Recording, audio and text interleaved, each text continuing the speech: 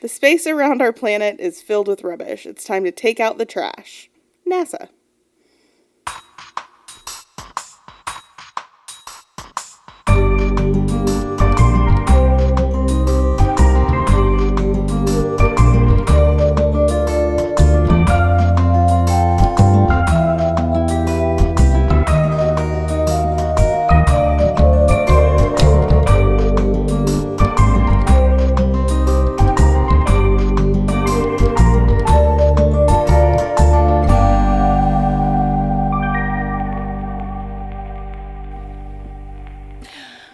Hi, bestie. Hi, bestie. How you doing? I got a kitten in my lap, so I'm just good. Yeah, I've got a kitten.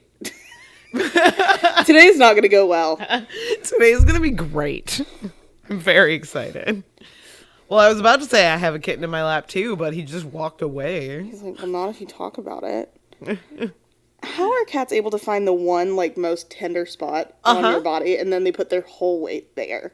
All of it. Because he's not very heavy. He's not, but he's putting it in the only spot that he could that would be super tender. And painful. Yeah. Mm-hmm. It's where I tell the doctor, this is where it hurts. And he's like, let me help with that. What, here? Thank you, buddy.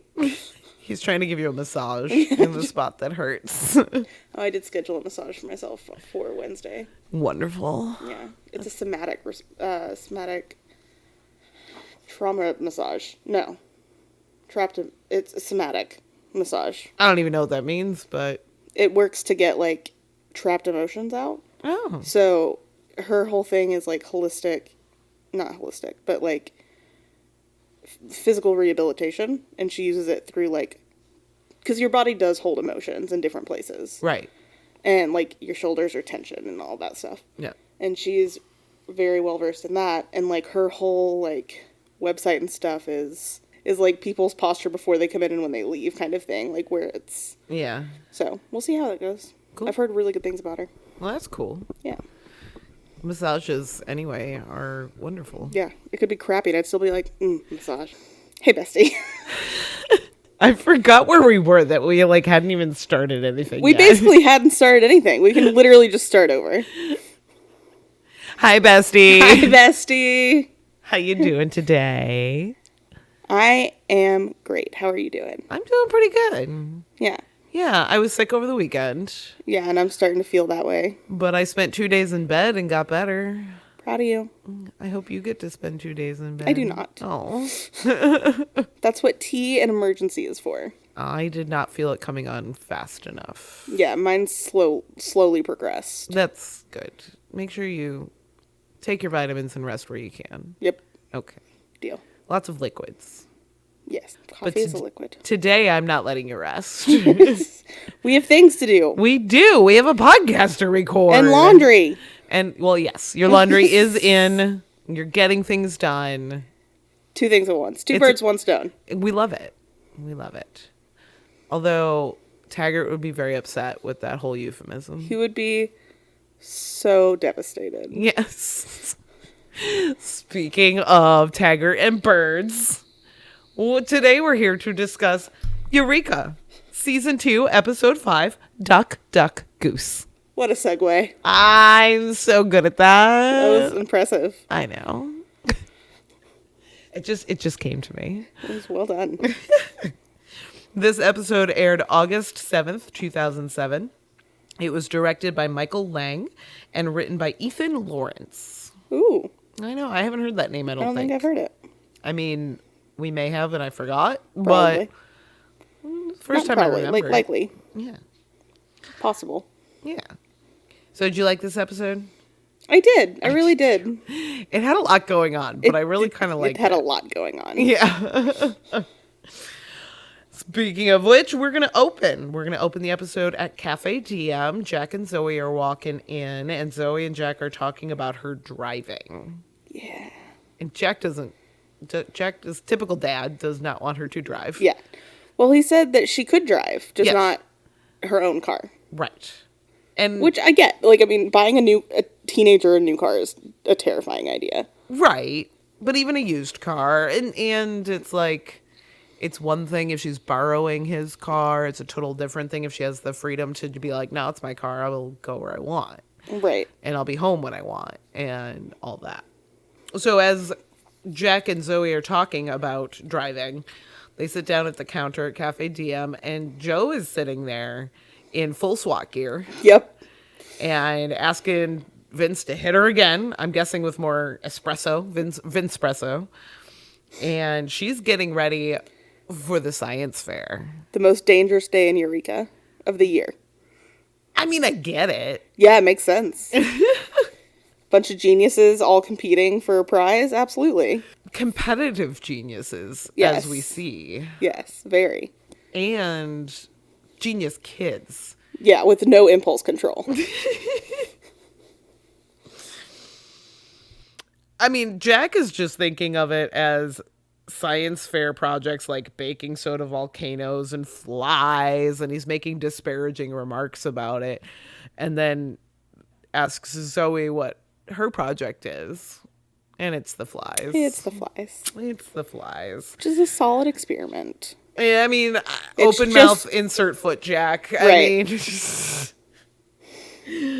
it's fine, but it's about genetics, and it's about passing on certain traits from the parentage to the offspring. And I feel like this entire episode, this was a through line Yeah, absolutely. with Taggart and his geese, with Jack and Zoe. You know, it's Yep. just with the genius girl from the science fair and her mom and all these things. So, you know, parenting is Hard. yes, parenting is hard, but parenting is a theme Yes. in this episode. Yeah. Now, Tesla's science fair, though, is a bit more advanced than baking soda, volcanoes, and flies. Right, like we talked about. Genius kids, no impulse control. And they talk about how advanced, like, some of the most interesting advances that have happened have come out of the science fair, and the top prize is for an internship, which can jumpstart one's career and all the things. Also, while we're at Cafe DM, they talk about the IQ test that Zoe had to take at school. And she's all nervous about it. And Jack starts to brag about his IQ score. He got 111. He didn't even try, and he got over 100%. He's so proud of himself. So proud of himself. So proud. And However. nobody else has the heart to tell him that's not how this works. Right. But Allison comes in, orders a pre-workout wheatgrass for her and Stark. Which also, that almost feels like a throwback to the wheatgrass that Zoe was drinking. They do use wheatgrass a bit in this show, apparently. Because, Well, especially the only other time they've mentioned it was that episode where Zoe had become valedictorian and all of these things. Right. So for them to be mentioning it in this episode where we're talking about Zoe's science fair and her IQ and what we find out to be her physics exam, like, Yep. it's starting to look like we might see that future. Or that Zoe is just a smart cookie. Right. Because she is. She's a smart teenager. Yeah. Smarter than people give her credit for, too. Correct. But when Allison orders drinks for her and Stark, Jack gets all jealous Of course. and tries to impress her. But when he takes a sip of the wheatgrass that he then orders, he makes the same face that my cats make when I'm giving them medicine. Yeah, I don't blame him. It was that face. Yeah. For you know, an audio medium, it's really great, but just imagine me making a face that a cat would make while you're trying to give them medicine. Exactly. So then at the gym, Stark has never seen Carter at the gym.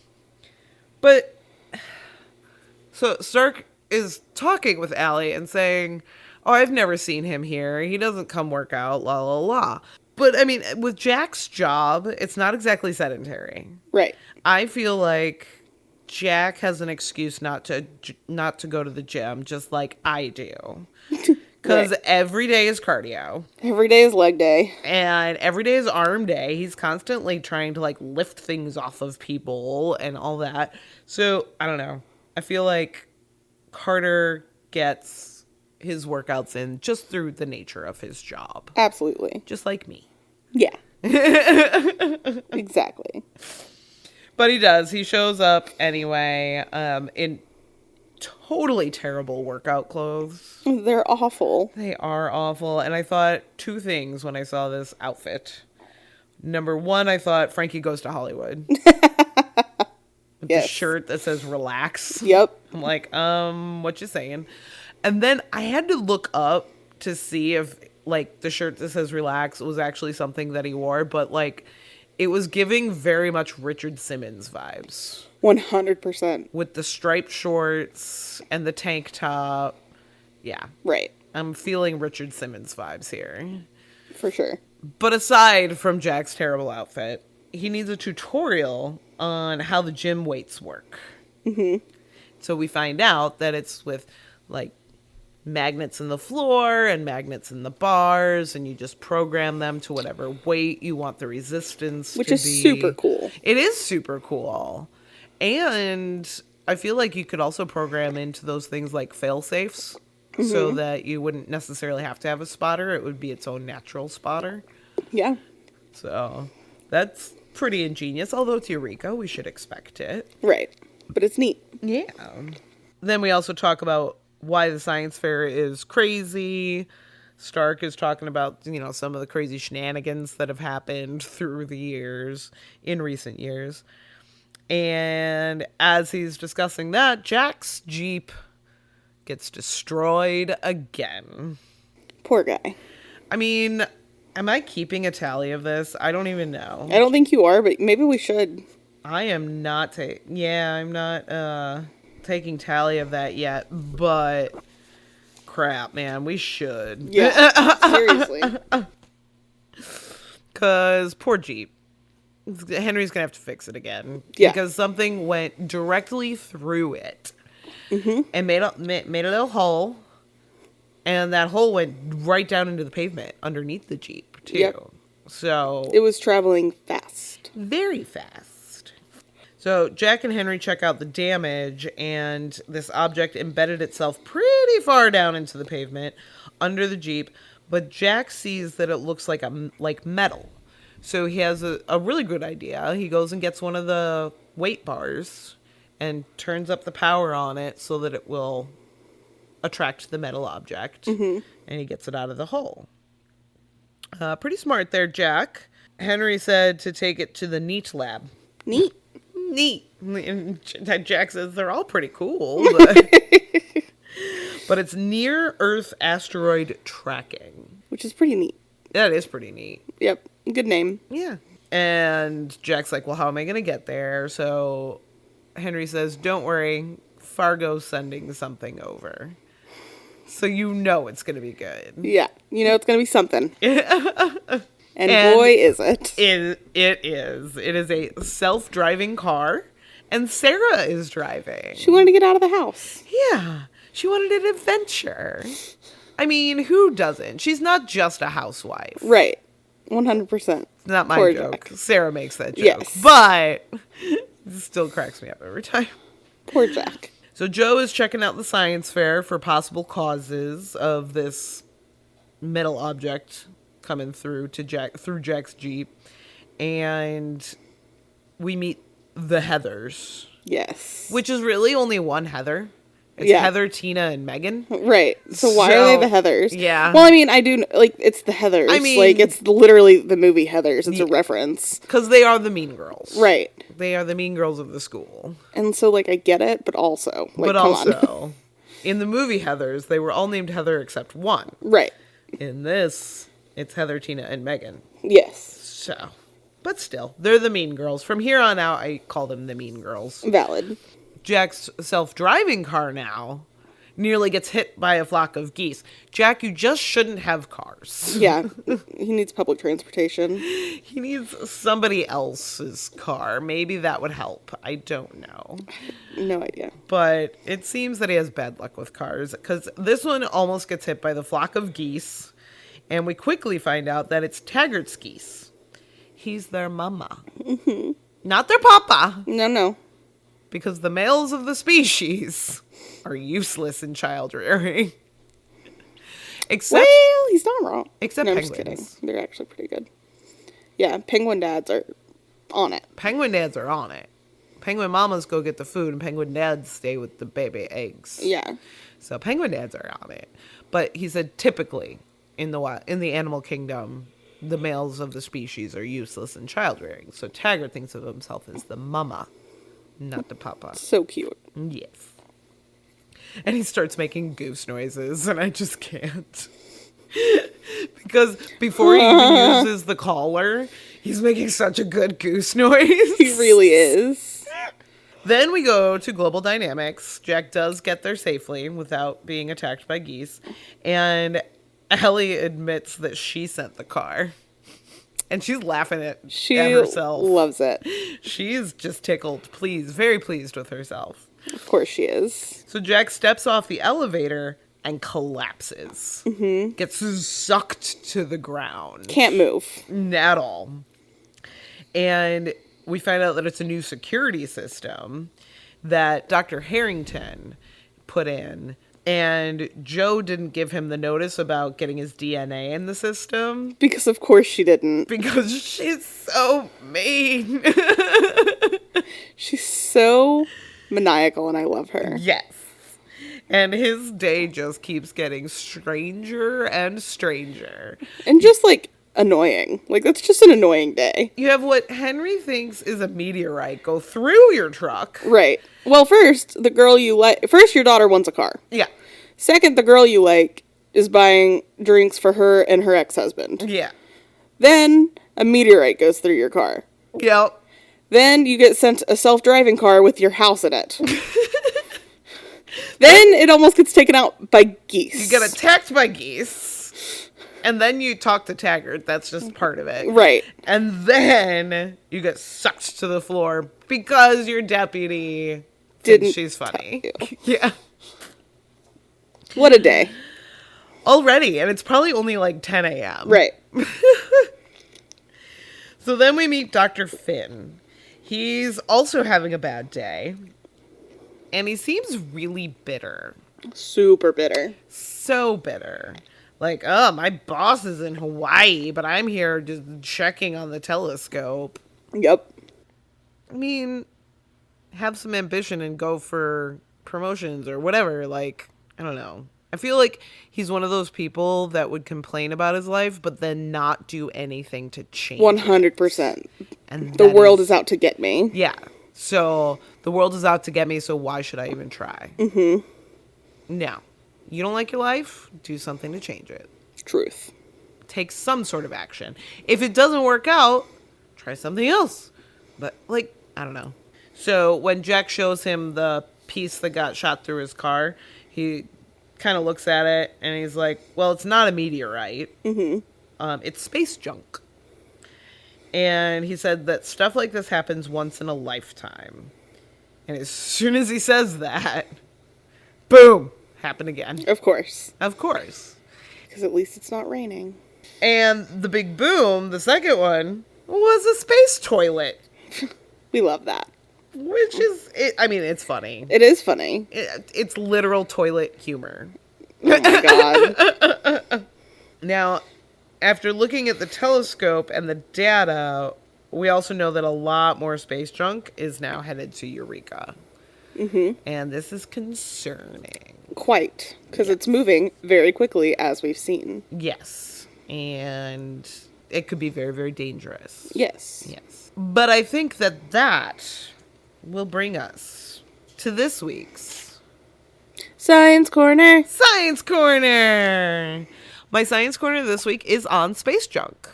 Because, like, what Dr. Finn said, oh, this never happens, space junk falling to Earth, once in a lifetime. Not exactly true. Tell me more.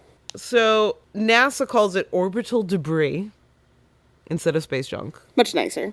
It is. But I like space junk more. I like space junk, yeah. And according to the NASA website, low Earth orbit is an orbital space junkyard. Leo. What? Leo. Low Earth orbit. Yeah, Leo. Okay. But there are 6,000 tons of space junk in low Earth orbit in Leo. That's a lot. And they're traveling at speeds of up to 18,000 miles per hour Jeez. while they're up in orbit. That's Okay. crazy. And that is 7 times faster than a bullet. Dang. So these things are very dangerous, Yeah. especially to astronauts and other things that are up there in space. Because if one of these goes through a spacecraft, Right. super dangerous. But it also poses safety risks for people and property in space as well as on Earth. Some space junk items include pieces of spacecraft, like the toilet we saw, parts of rockets, defunct satellites, pieces of objects that were exploded, and all the way down to tiny little flecks of paint from spacecraft. Which leads me to my favorite question. Why do we have to paint a rocket? I get it, we want it to look pretty, but if it's just polluting. Right. Well, they want it to look pretty, but they also, like, want to market with their own country Yeah. and all that jazz. But in any case, yes, it's just polluting because little flecks of it comes off, and here we are. It's flying around in space. Well, in low Earth orbit. Now, most of this debris will burn up in the atmosphere if it comes plummeting to Earth. Like, I'm guessing the paint Right. and smaller pieces Yeah. and things. But the larger objects do make it through. And while Dr. Finn says it happens once in a lifetime, that's not entirely true either. Because an average of one item per day for the past 50 years has fallen back to Earth. Yeah, that's not once in a lifetime, that's once in a day. That's once a day. Now, maybe once in a lifetime in any one given spot. Right, like lightning strikes. Yeah. Because once a day all over Earth, that's pretty big area. Right. But still, like, yeah, no, it happens a little more often than that, Dr. Finn. True, weirdly, that 2 happened in the same place. Right. But, yeah. So, yeah, that is this week's Science Corner. And really the long and the short of it is we don't just have a trash problem on Earth or just in the oceans. It's out in space, too. And it's not just, obviously it's not just the U.S. that's putting space junk Right, up. absolutely. It's any country that has spacecraft. Yeah. That is spacefaring. Yes. So I wonder how they do launches and everything with all of that up there. through Like that. Yeah, that's what I was wondering too when I was reading all this. I'm like, so they just have to go through this cloud of trash and hope that nothing goes through? yeah. Yeah, I suppose. Well, let's Google it. I'm sure they just shoot it up there and hope for the best. That's terrible because people are on those. True.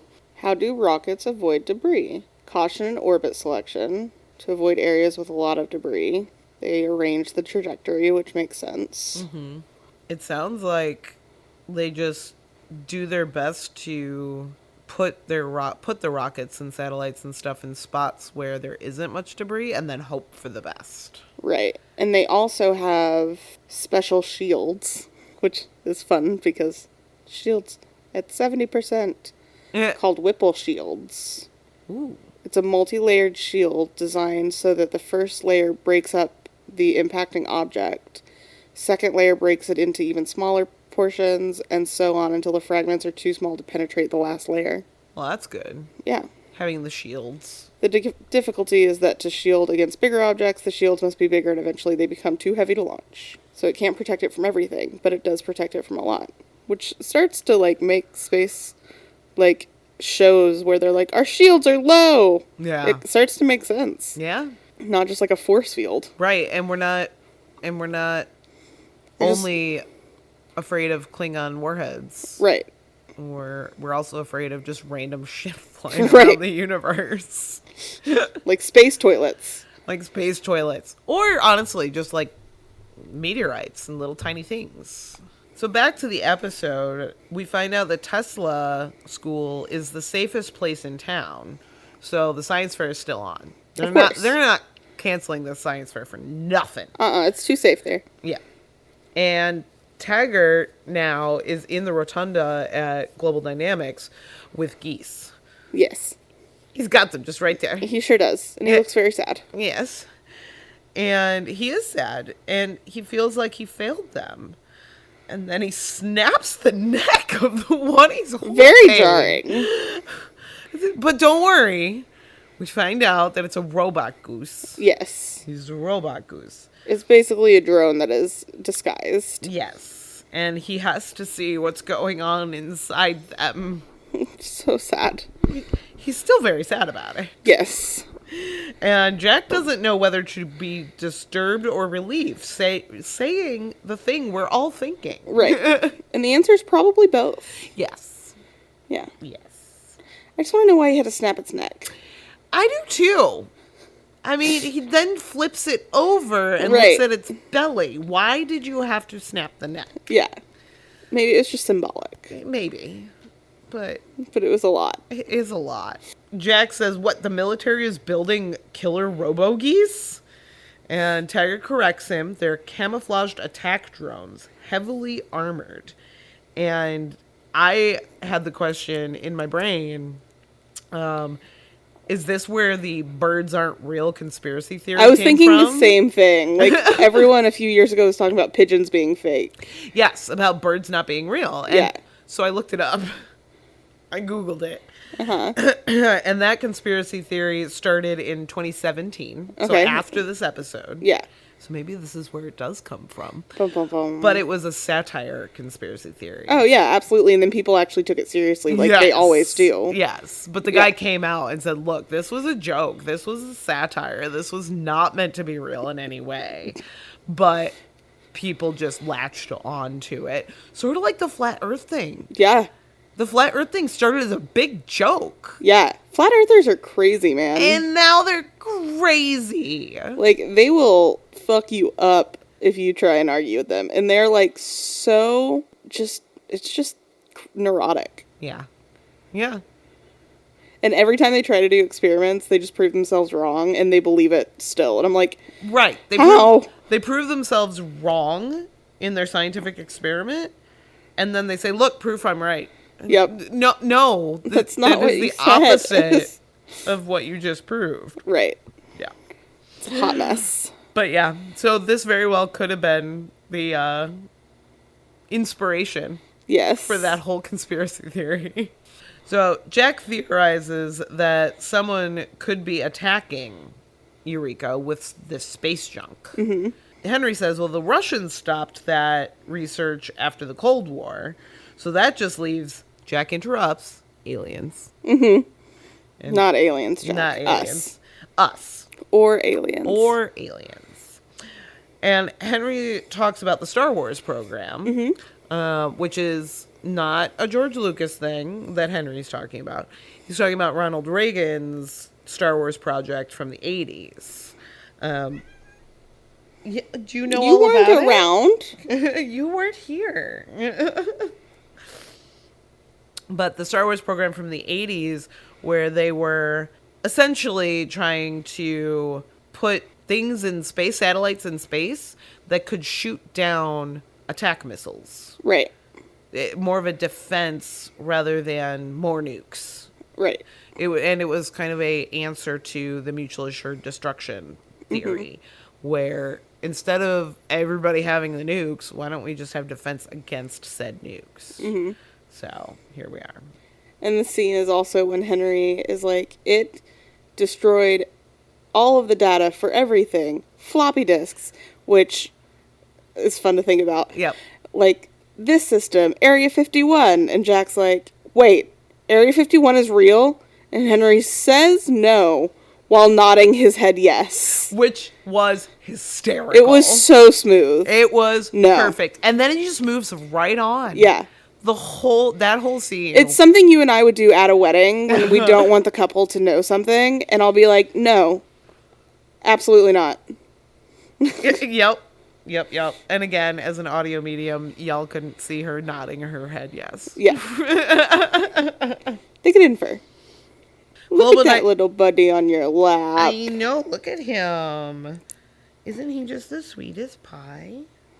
He's more talkative today than usual. Hi. Oh, but with that experiment that Henry's talking about that knocked out all the electronic recording stuff, Global Dynamics was involved in that experiment, including some science fair winners. Including Dr. Finn. Yep. So, of course, Jack needs to go talk to him again. Because he won the science fair for an optical aiming device for a giant space junk sucking magnets.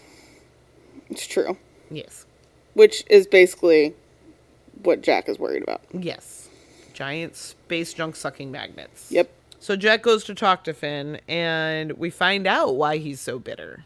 Because he peaked at like 16. Yeah. It's not a good feeling. No, but also, whose fault is that? Right. You Who know? stopped trying? Who decided, okay, this is the pinnacle, I'm never going to do anything better? Right. You could have. Mm-hmm. And then Taggart runs onto the roof, all excited, because his geese are flying. He's so happy. But then they turn, and they're coming right at him. Right back. Oh, yes. So they're still not doing what they should be doing. And, of course, they get inside. The geese slam into the door. And have you ever had, like, a bird just come and slam into the house or the window? I actually had that happen while I was doing getting ready photos. And the bird died. Oh, yeah. No, they die when that happens. On her wedding day. And we had to be like, oh, it flew away. But Rick and I had to, like, pick it up and, like, take it to a bush. Oh, no. It was very sad. Oh, no. But, well, when I lived in the woods... That sounds so sketchy. So much worse than it was. But when I lived kind of in the middle of the woods, I lived on in a house. In a house. But in a house in the woods on 6 acres of forest, the birds would do that all the time. They'd come and slam into the window. Sometimes they would fly away, but most of the time, just on the ground. Neelix would really like that to happen here. It's not going to happen here. We have a lanai with screens. That way you can go out on the lanai. He's like, but I want a bird to die. I hate those things. No, you like it when they're alive so you can chase them. Yes. And then I can kill them. But yeah, so all these geese are slamming into the door. All I'm picturing is a bunch of dead geese then laying outside the door. Exactly. And it's terrifying. So they round up all the geese, and Jack is now starting to connect the two craziness. The space junk falling and the geese having issues. So at Tesla School, the Mean Girls have sabotaged Zoe's experiment. Just the way he's laying is so funny from this perspective. Are you a funny boy? Are you a... Ow. Ow. I have so many scratches on my legs. So we head to Tesla School, and the Mean Girls have sabotaged Zoe's experiment. Yeah. They stole her flies. Which is real shitty. Really shitty. And Joe advises her to surprise them. Mm-hmm. To not do what they're expecting, which is to get all mad and stuff like that. Right. So Zoe takes that to mean, don't get mad, get even. And Joe doesn't correct her. Truth. I think Joe also is like, well, if that's the way you want to take it, I'm not going to say no. Right. So then Finn explains again why he's bitter. Mm-hmm. He peaked at blah, blah, 16, and his career was over before it began. So broody. Right? And then we get back to the Tesla School, and Stark is one of the judges. Mm-hmm. And he's judging one of the entries, and he quotes Bear Bryant. And he's pretty brutal, this kid. He is. Now, here's something. I thought you might have a sports ball corner. But Bear Bryant, I actually know who that is. I'm so proud of you. I do. But you want to know the reason I know who that is? Yes. Forrest Gump. Valid. Because Bear Bryant was Forrest Gump's coach in college football. Yeah. And I know that because of Forrest Gump trivia. Because you worked where? Bubblegum Shrimp Company. For 3 years. I know far too much about that movie. Do you enjoy that movie anymore? I do, that's actually. good. Oh, yeah. I'll sit down and watch it whenever. That's great. It's so fun. It's such a cute movie. It's a good movie. It is. But anyways, so Bear Bryant says something about, like, potential is something you don't have. Or something just brutal to this poor kid. Mm-hmm. And moves on to the next project. And he gets to the Mean Girls project. And their project fails and starts attracting metal objects. It does. This feels familiar. So Jack gets there and pulls the plug.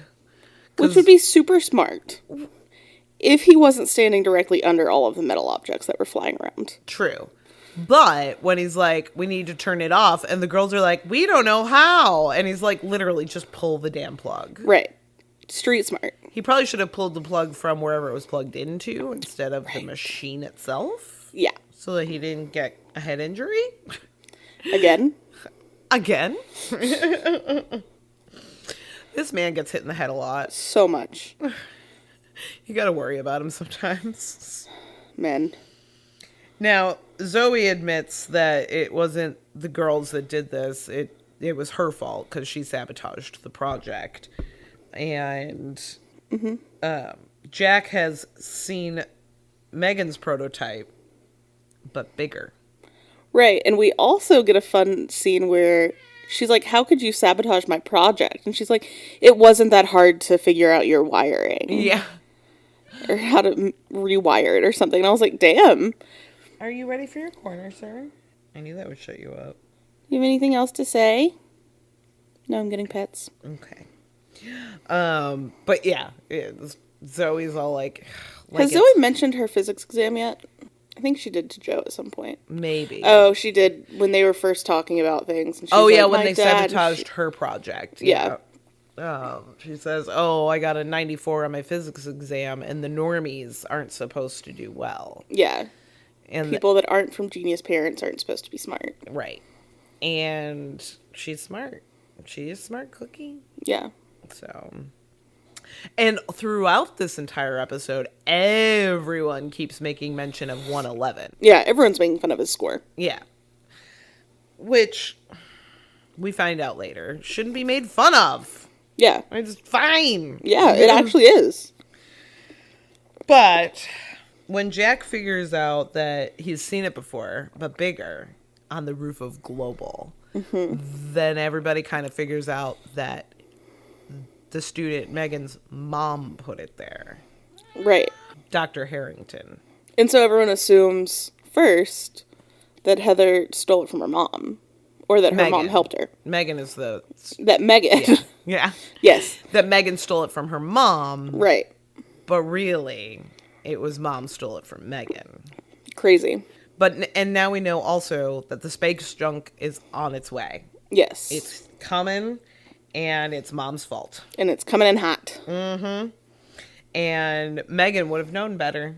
Because she's like, how dare you mix this technology with an electromagnetic field? Right. Duh, Mom, is what she said. And that's what you get for stealing your kids' technology that you don't fully understand. Right. You know? And so they're talking about how steep of an angle all these things are coming in. And it's dangerous. And Jack says, well, can we unsteep it? I love Jack speak. I do too. Because it's not a word, but it makes sense. Right. We all know what he's saying. And I love that Henry's always there to A, translate Jack speak to the scientists, and translate the scientists to Jack. Right. Like, it's just so... It's a great relationship. Yes. But Megan, of course, calls him dumb for using the word unsteep. But he has an idea. So Jack wants to, instead of, like, stopping the debris, he wants to just kind of nudge it. Because it's too late to stop it. But he wants to nudge it back into a place so that it'll all burn up. Yeah. It'll be in the atmosphere long enough that it'll all burn up. And they want Zoe's help. And she's like, I can't do this. What are you talking? I'm not one of these geniuses. And he's like, you figured out how to sabotage this machine. You need to help us figure out how to make it work for this. Mm-hmm. You know? And Megan calls her dumb, but then Zoe puts her in her place. She sure does. I don't know all the technical words she said. Okay, Zoe, think. You boosted Megan's power. What did you do? She has no idea what she did. She's like that one monkey who just happens to type Shakespeare. Okay, well, you know, even a trained monkey would know that the peak output of a PV array can be increased dramatically if the modules are interconnected in parallel, not in series, as was done here. That could increase our efficiency 400%. Good job, sweetie. But she does. She puts her in her place, and I said, Finn gives advice. The girls work together, and they use Sarah's sat-nav system to guide it. I think the advice Finn gives is like, stop bickering, stop fighting. This is not your entire life. Don't make it your entire life. Right. Which he should have come to that conclusion many years ago. A very long time ago. Yes. But using Sarah's satellite navigation system, the nudge worked. The debris field vaporized, and Eureka is saved. Save the day. And Zoe helped. Yeah, they did it together. Yeah. So Megan gets to win the science fair. It was her tech that was used for not only the attraction, but also helping nudge it back to where it should be. Mm-hmm. Which is great, because the whole reason her mom did that was because Megan apparently loved Eureka so much, and she felt the pressure to, like, perform at Global Dynamics. Yeah. But now her mom's not going to be at Global Dynamics anymore. Like, they suspended her. Yeah. But now Megan can come back to GD with her internship. Yes, because she wins the internship. Because she's smart. And Zoe is not jealous. She is not. She's like, yeah, like, I want an internship at Global. Like, Right. That sounds like way too much work. Yeah. But she is runner-up. And guess what she gets? She gets a car. Yay. Jack is so excited. So thrilled. But at least he doesn't have to buy her one. That's true. But I think he just doesn't want her having her No, own. absolutely not. You know? We find out, too, that Megan gets to pick who she works with for her internship. And she wants to work with Dr. Finn. Mm-hmm. Which makes him feel good. Yeah. So they're looking up at the night sky, watching all the debris vaporize in the atmosphere. It's pretty. It looks like shooting stars. Mm-hmm. Everybody's making wishes. And Henry says he only has one. And then he tells Stark that the accident wasn't his fault. Stark says, I wish I could believe that was true. And Henry says, I know it is. Yeah, because he knows it's Beverly's. Yeah. Because he figured out that it's Beverly. He can't say that yet. Right. Because he needs more, I don't know, Evidence, proof. Explanation, reasoning. Yes. He needs motive. more. Yeah. He needs more, but he does. He knows it's not Stark's fault, and he doesn't want Stark to keep beating himself up about it, because they are friends. Right. Yeah. Then Taggart lets his geese go, and he's telling Jack that he overprotected them, basically. Mm-hmm. He made their navigation systems too sensitive, because all he wanted to do was protect them, but he had to let them leave the nest and learn on their own. Which is so cute. Again, but also theme of the episode. These are like big weapons. Maybe they shouldn't be on their own. But, well, Taggart didn't weaponize them. He used the drones, but he took out the weapons. Oh, okay. Then they can do whatever they want. Yeah, so that he's because he's just researching migration patterns. Got it. Okay. But it's a cute moment, and also is a cute moment when Jack talks to Zoe. Mm-hmm. Jack looked up 111. It is perfectly average. Exactly average, which I feel like that's always Jack, though.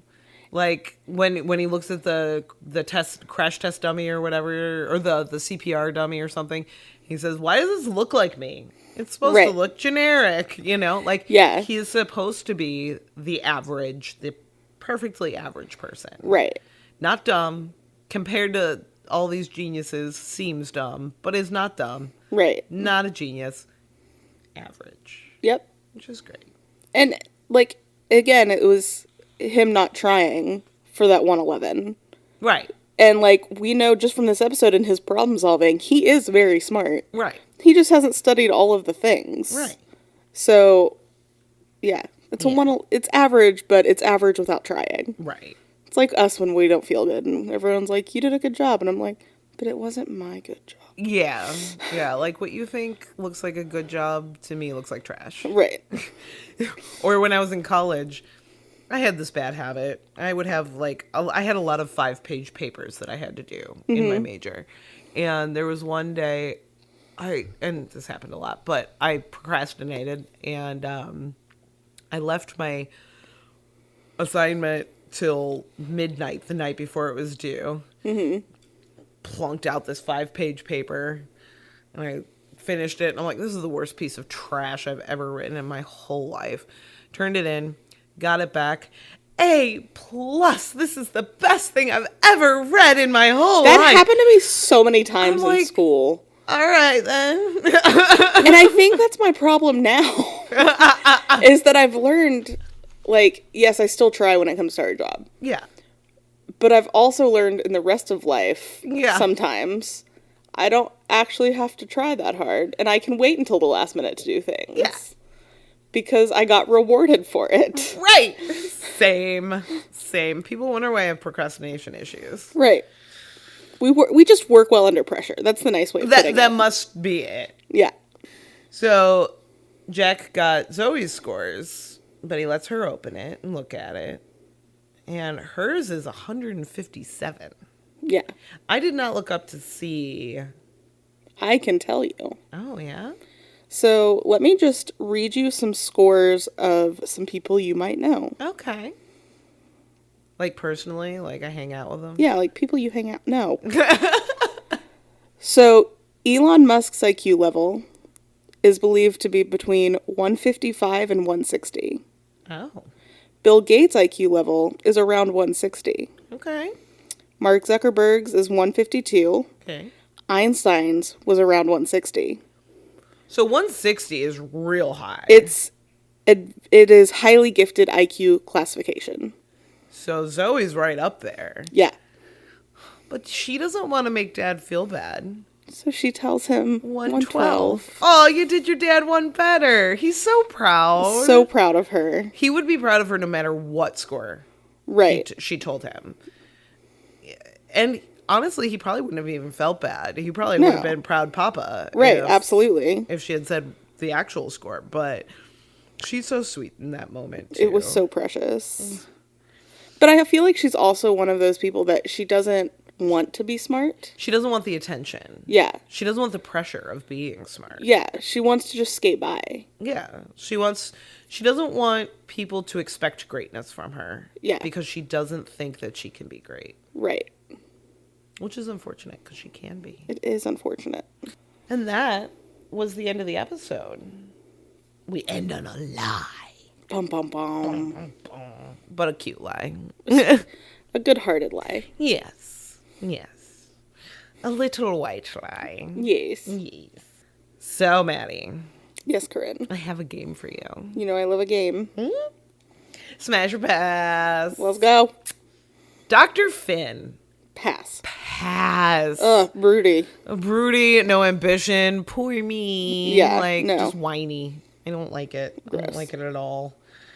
What about Jane Harrington, Megan's mom? Pass. Pass. She's just, again, just not a good human. Right. And I mean, she might be. She just did the wrong thing. Yeah. But, like, it just, she had a weird vibe. yeah, didn't like it. Yeah. I don't know if you even, like, noticed this character, but it is a named character, and we see her. And she's kind of cute. Principal Wallace. She's going around with Stark, judging the experiments, as well as, I think, talking to Joe at the beginning. I do not have enough recollection to say pass or smash. I am going to go ahead and smash. Yeah. Seems like a nice person. She's a school principal. And if I met her at a bar, I'd be like, hey, what up? What about entering the science fair? Pass. Did you ever enter a science fair? Once because I had to. Yeah. It was a pretty cool experiment, though. Oh. It was how music affects the heart rate. Like, different kinds of music affects it differently. Because I had a dad who had a recording studio, and I could have people come in and listen to music, so. Oh, that's cool. It was kind of neat. Yeah, it's pretty neat.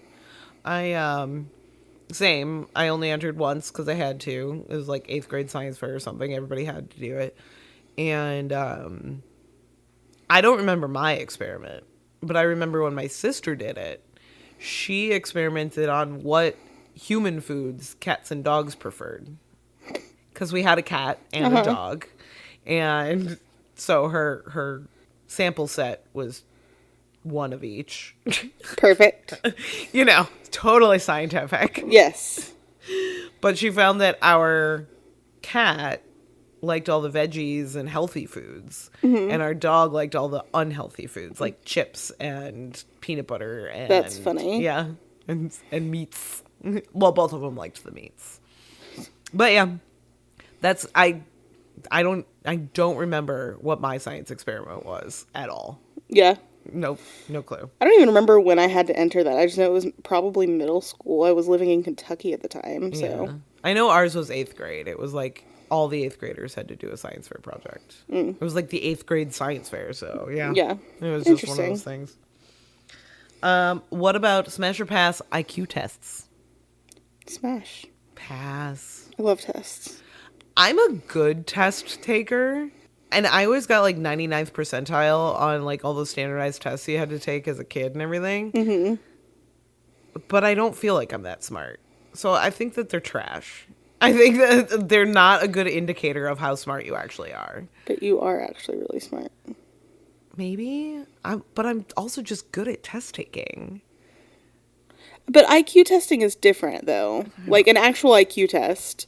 Like, they can get some of the IQ, like, they can estimate an IQ test with, like, an SAT or whatever. Yeah. But an actual IQ test is, like, problem solving and, like, True. spatial reasoning. But they've also come out and said that, like, IQ tests don't necessarily quantify intelligence. That's true.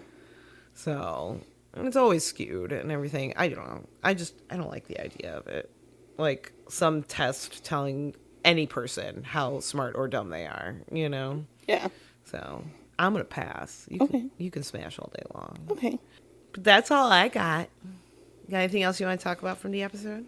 No. I had so many ideas for Science Corner for this one. It was a good week for Science Corner. I did not have to hunt at all. I thought about looking up Mendel, the scientist that did the fly experiment first. I thought about looking up self-driving cars. I thought about looking up more about this Star Wars program. I almost did that one, and then I started reading, and I'm like, no, this is far too much research. I'm not doing that. But yeah, I landed on Space Junk because I thought it was most apt to the episode, but also just interesting and timely, and it's part of our world right now. So, absolutely. Yeah. But yeah, it's an episode that I did not have to hunt for a Science Corner at all. I did have to hunt for a quote, though. A little bit, yeah. It's hard to do a quote about space junk. It is. But next week's episode will also be amazing. But for this week, it's time to roll the credits. Roll them. Maddie and Rin are a pair of best friends and photographers and lover of all things nerd culture. We have no affiliation with the Sci-Fi Channel or the producers of Eureka. We are having fun here. Everything we say is our own opinion and thoughts. Nothing is official. If you want to contact us, you can email or find us on Instagram and drop us a line there. Our email address is youshouldwatchpod1@gmail.com, and on Instagram, we are at youshouldwatchpodcast. Big thanks and praise, always, to John Eric Copeland for the use of his original song written for this podcast. He is the founder of From the Moment Music at fromthemomentmusic.com. Thanks, Dad. Now, go follow the show on whatever platform you found us on, and tell your besties to listen.